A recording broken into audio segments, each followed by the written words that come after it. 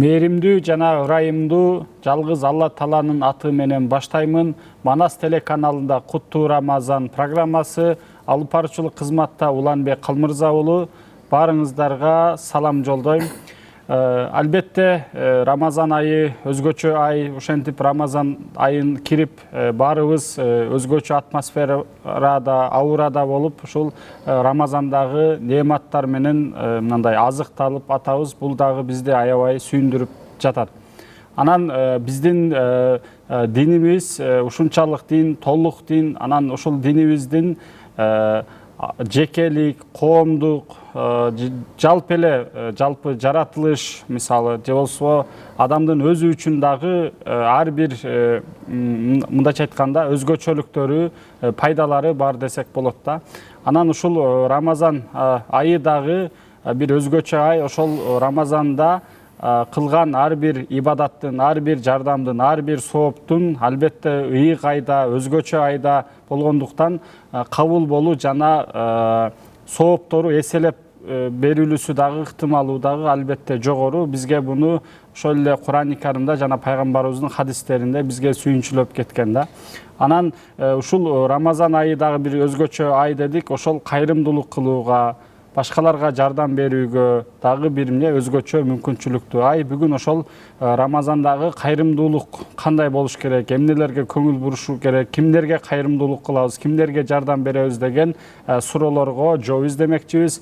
Ал үчүн бизге Манас университетинин теология факультетинин ага окутуучусу жана ошондой эле Кыргызстан мусулмандар дин башкармалыгындагы аалымдар кеңешинин мүчөсү, устазыбыз Данияр Мурадилов агай келип отурат. Кош келипсиз агай. Сиздин дагы учурдан пайдаланып Рамазан айыңыз кут болсун. Рахмат, Алла разы болсун.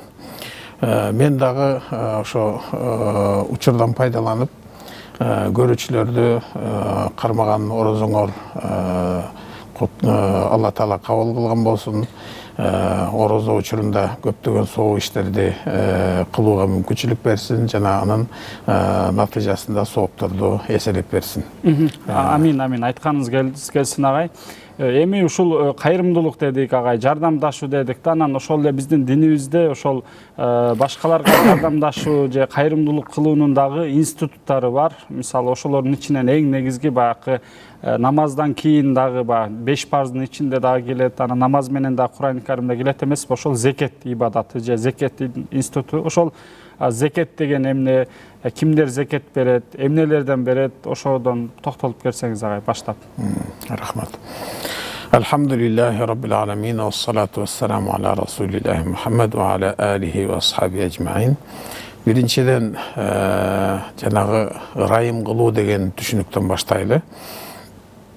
Пайгамбарыбыздын хадистеринде "Мен ла ярхам ла юрхам" деген хадистер бар. Ким ырайым кылбаса, ырайымдуулук көрбөйт деген бир түшүнүк бар да. Ошол ырайымдуулук деген түшүнүккө көптөгөн мындай түшүнүктөр кирет. Бир гана арасында дагы мисалы үчүн садага, зекет берүү деген түшүнүктөр дагы ошо кирет. Ошол бүгүн зекет деген түшүнүк жөнүндө айта кетейин. Мисалы үчүн эмне үчүн зекетти көбүн эсе орозо айында берет. Мисалы үчүн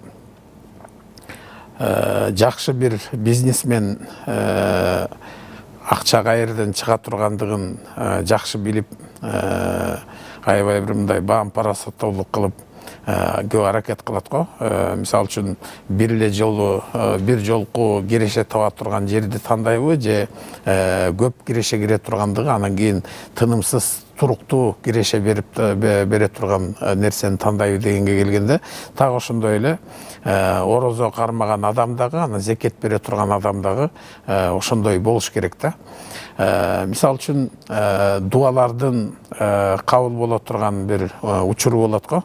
Так ошондой эле зекеттин дагы башка бир ибадаттардын дагы бир орду жана бир убактысы болот да. Мисалы үчүн Мединага барсаң, Мединанын харамынын ичинде кайсы бир соо иш кыла турган болсоң, ошол соо иштин немеси натыйжасында 1000 эсеге көбөйтүлүп берилет да Алла Таала тарабынан.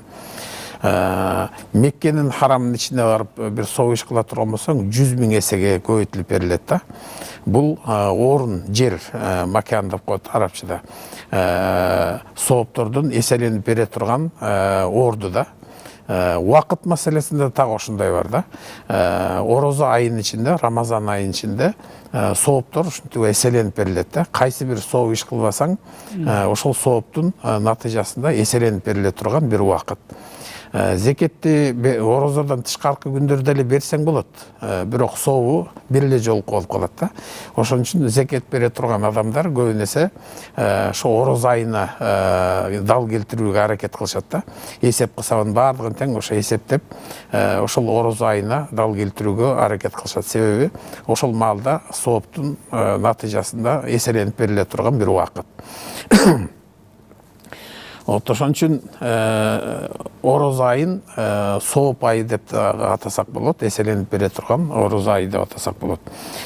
Зекеттин бериле турган дагы бир адресаттар бар. Зекетти ар кимге эле бере бербейсиң. Мисалы үчүн зекетти бай адам бере турган болсо, бай адамга зекет берилбейт. Бай адам башка бир бай адамга зекет бербейт.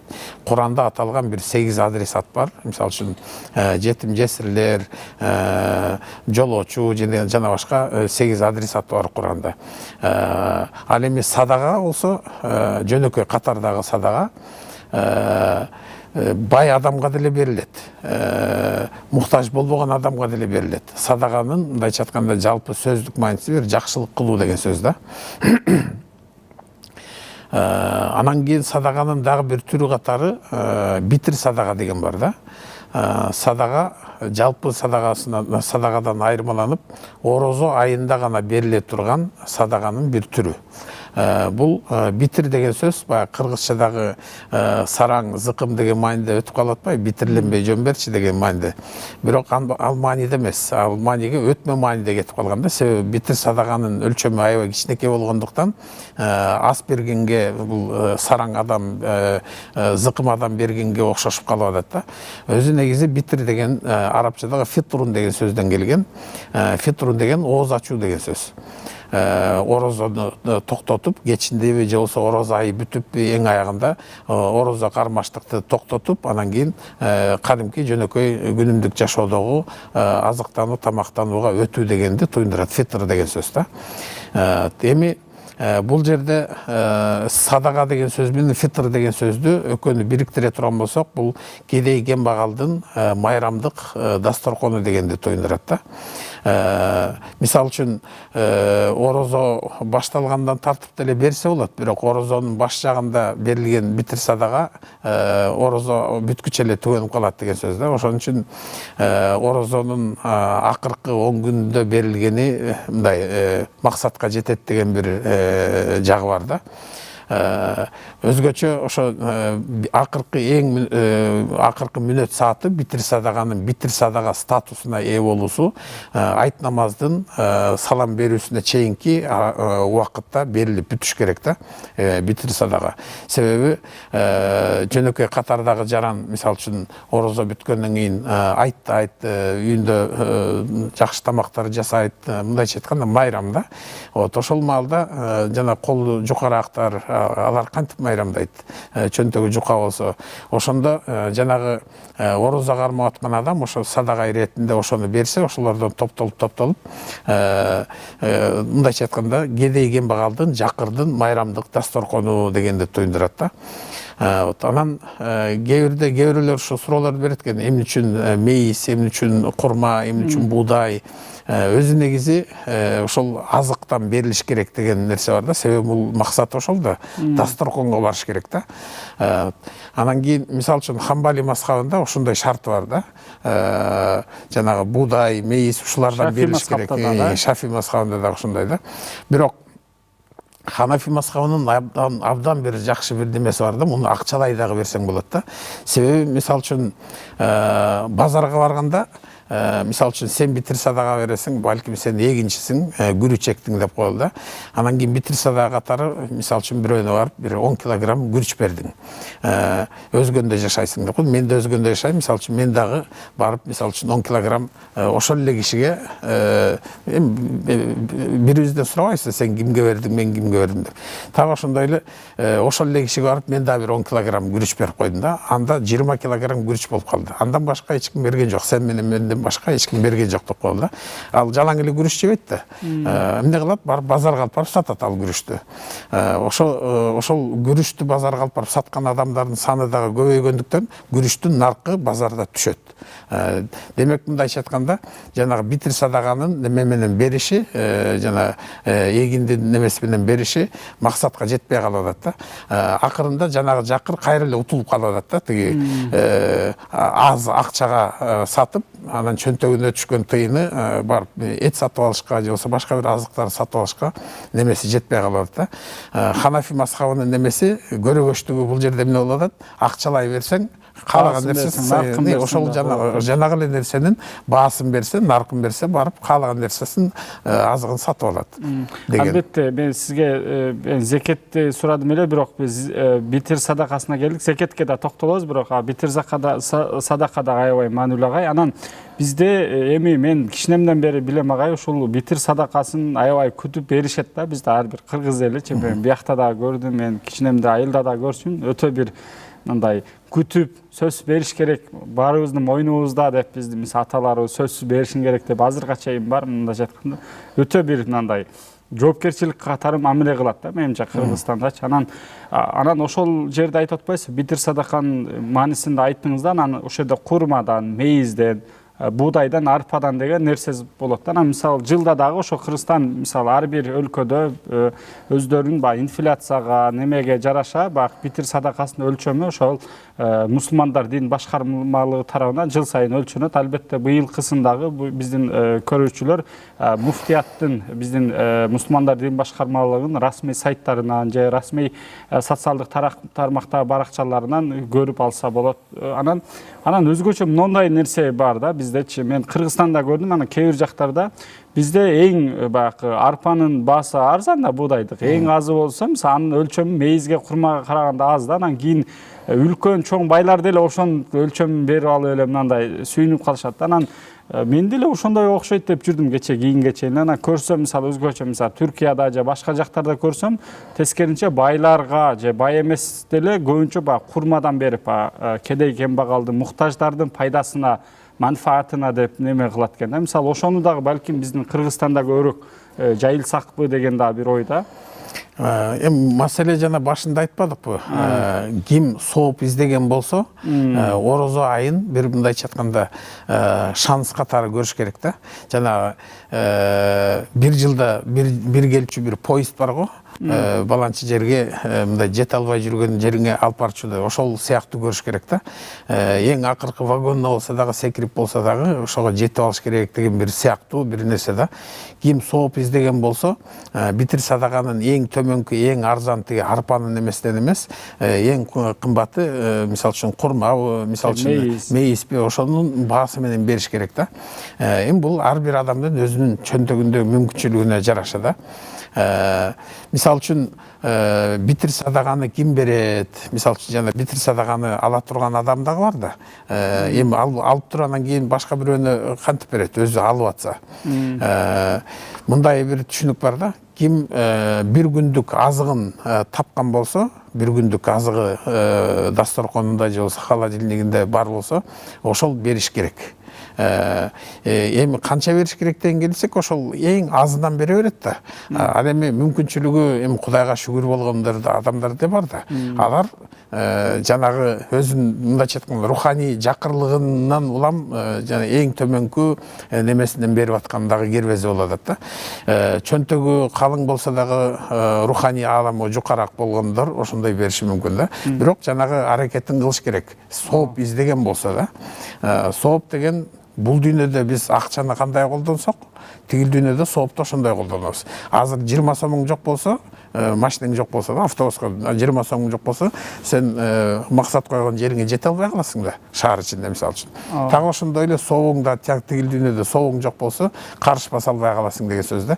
Керек болса эсеп кысапка келгенде дагы кыямат күнү эсеп кысапка келген күндө дагы эгер сенин бир күнөө ишиң бар болсо, мисалы үчүн соогуңан кемейт, бирөөнүн акысын жеген болсоң, тигиге акысын, кимдин акысын жеген болсоң, сени соогуңан алып тигиге кошуп берет да.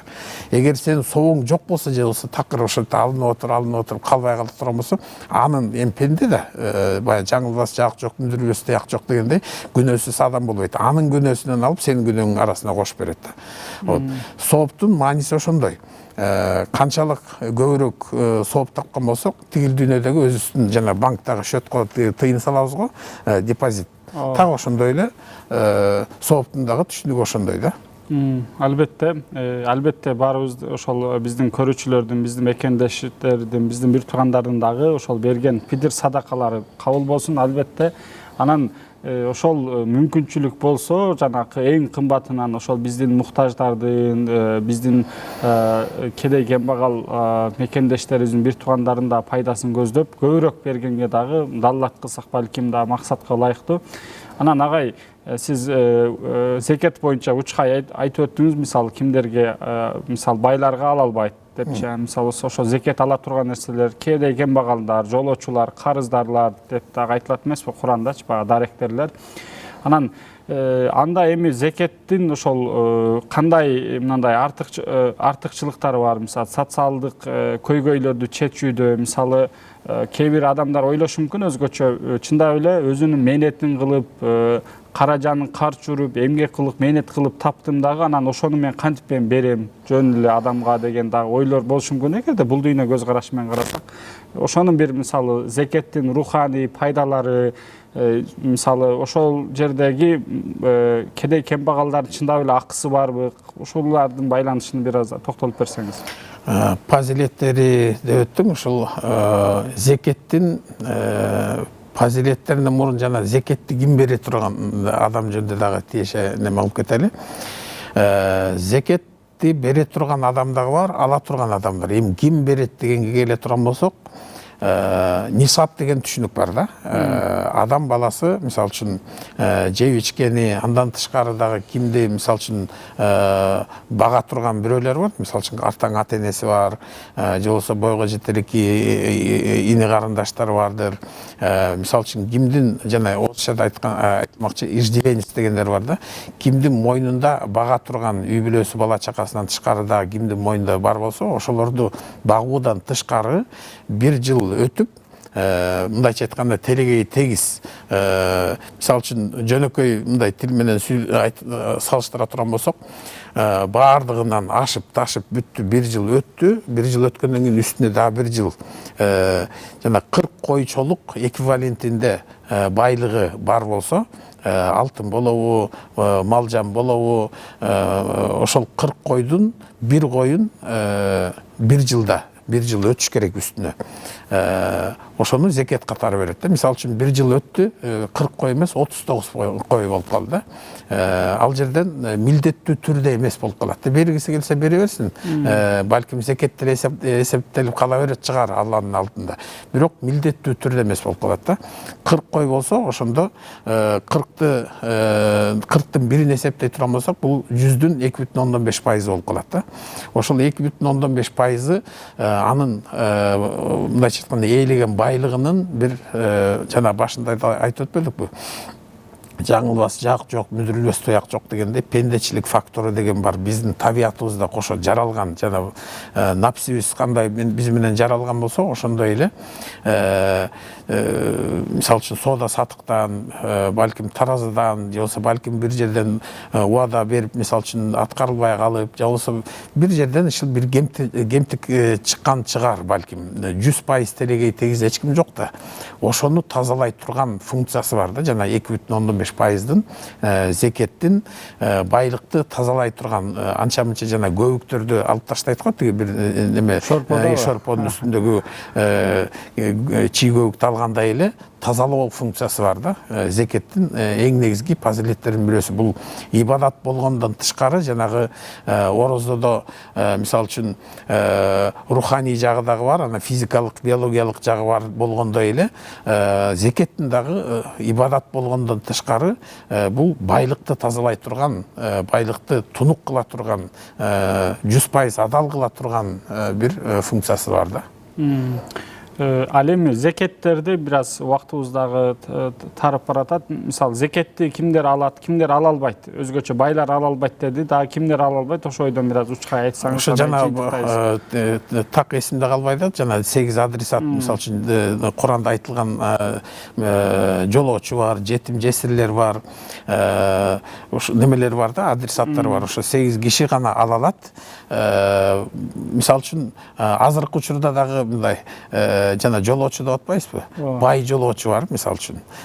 Ошол маалдагы илгерки маалдагы бай жолоочу менен азыркы маалдагы бай жолоочу, мисалы үчүн азыр банк системасы деген бар, учак деген бар, жана башка нерселер бар да. Мисалы үчүн башка өлкөдө сапарда жүрөт, акчасы түгөнүп калды. Ошол маалда мисалы үчүн кантип зекет алат? Мисалы үчүн өзү негизи жолоочу бай болсо да, кедей болсо да ала берет негизи. Жанагы адресаттардын ичине кирет да. Бирок азыркы учурдагы шарттардын технологиялык жетишкендиктеринин негизинде канчалык деңгээлде муктаж болот деген дагы бир алымдардын арасында бир тартыш немелер бар да. Эгер мисалы үчүн ошол жолоочу бай адам, мисалы үчүн таптакыр эле жанагы бирөө каракчылар келип анын тиги карточкасындагы, телефонундагы баардыгын уурдап кеткен болсо, анан бир жерге барып жардам сураса тиги бере турган адам зекетин бере турган болсо, ал жарашы мүмкүн. Бирок эми бул талаш тартыш маселе да, ушундай бир маселелер бар. Демек, бакын жалпылап айта турган болсок, бай байга бере албайт, өзү зекет берип, анан кийин өзгөчө баягы ата-энесине, бала чакасына баягы үстүдөн фар асыл деп, мисалы өзүнө мындайча айтканда багуусу милдет болгондон сырткары адамдарга бере алат. Өзгөчө мисалы жолдо калгандар, кедей кембагалдар, башка кызматкерлер деп жана. Демек, ушулардын баары жанакы сиз программанын башында айткандай эле өзгөчө эмнеге ошол зекет берүү же садака ибадатын аткары өзгөчө Рамазан айында эмнеге баягы артыкчылык десе, ошол биздин Рамазандын шарапаты да. Рамазанда дагы кабыл алуу ыктымалы жогору болгондуктан же болбосо балким Рамазанда адам жибип кетип дагы көбүрөөк мисалы садака береби балким, ушундай өзгөчөлүгү бар экен. Албетте сизге чоң рахмат. Бардык ошол зекет берген, садакасын берген, битир садакасын бергендердин бардыгын бул берген ушул мал мүлктөрү, инфактары бардык Алла Тааланын даргөйүндө кабыл болсун. Сизге дагы чоң ыраазычылык билдиребиз. Кымбаттуу көрүүчүлөр, албетте бул динибиз өзгөчө дин, кайрымдуулук, биримдик, кызматташуу, бири-биринде мындай колдоо көрсөтүү жагынан дагы өзгөчө сонун институттары бар. Ошолордун эң маанилүүлүгү парыз болгону бул зекет институту. Ошол зекеттен, мал мүлктөн же болбосо күнүгө эгин тегиндерден дагы мисалы ушур деп коет, же болбосо ушул Рамазан айындагы битир садакасы же мындан сырткары баягы парыз эмес, бирок мүмкүнчүлүккө жараша ар бир адам өзүнүн деңгээлине жараша бере алган бул ошол садака институту болуп эсептелет. Анан булардын артыкчылыгы дагы ошол коомдогу баягы социалдык жактан мисалы бай өтө бай, кедей өтө кедей болуп же болсо дайыма эле мурдатан баштап эле келген ошол бай кедейлердин мисалы бири-бирине карата баягындай жек көрүүчүлүк, душмандык дагы бир тарабы болуп кетет. Анан ушуларды дагы мындайча тең салмактуулукка, баланска алууда дагы өзгөчө маанилүү институт болуп саналат. Анан бизге чейинки аалымдар, бүгүнкү күндө дагы аалымдар, окумуштуулар дагы ушул мындай кайгыруу менен айтышат, эгерде биз ошо зекет, садака, инфак институттарын жакшы максаттуу пайдалансак, дүйнөдө мындай муктаж болгон, мындай карып инсандар азаймак эле депчи. Албетте тарыхтан бери бүгүнкү күндө дагы ошол зекеттерди бири-бирине жеткирүүдө ар кандай фонддор, вакыфтар иштеп келген. Албетте бүгүнкү күндө дагы ошол биздин мечиттерибиздеги имамдарыбыз, молдокелерибиз же жана башка ошол аалымдарыбыз, насаатчылар жана башкалар да иштеп келе жатат. бул дагы ошол инфак институтундагы ошол тарыхтагы же болсо Курани Карим жана пайгамбарыбыз көрсөтүп берген жолдон дагы жолдогудай кылып бүгүнкү күндө дагы иштетсек, балким ошол социалдык чыңалуу, социалдык жактан мындай айырмачылык дагы азайып, ошол мусулмандар өлкөдө, коомдо биримдикте, ынтымакта жашаганга дагы өбөлгө түзөт беле деген бир ойду айтмакчымын. Дагы бир жолу баарыңыздардын ошол берген садака, зекет, битир садака болсун, башка баардык жакшы иштериңиздер кабыл болсун. Эмки берүүлөрдөн көрүшкөнчө амандыкта туруңуздар.